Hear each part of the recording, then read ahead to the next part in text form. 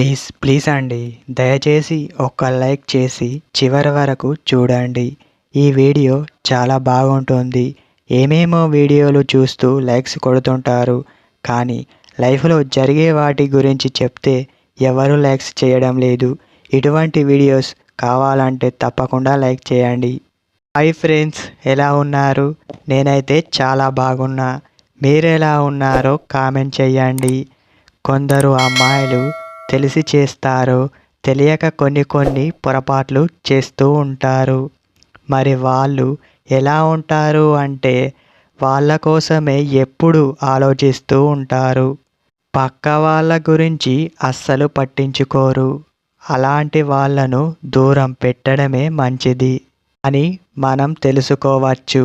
గుర్తుపెట్టుకోవాల్సింది ఏమిటంటే, మనం ప్రేమించే అమ్మాయి కావచ్చు, లేదా మనల్ని ప్రేమించి అమ్మాయి కావచ్చు, ముఖ్యంగా వాళ్ళు మన గురించి ఆలోచిస్తున్నారా లేదా అని మనం గమనించాల్సిన విషయం ఉంది.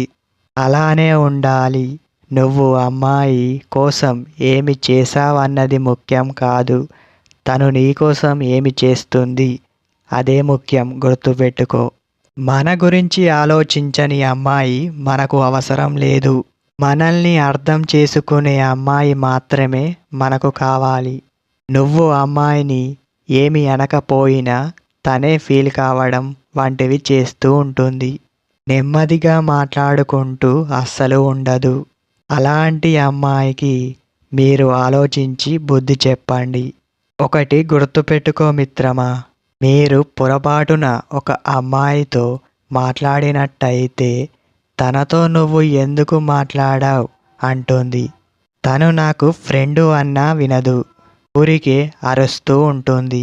మీతోని ఎప్పుడు వాదనకు దిగుతుంది. అర్థం చేసుకునే అమ్మాయి అయితే అబ్బాయి లైఫ్ చాలా బాగుంటుంది. గుర్తుపెట్టుకోండి.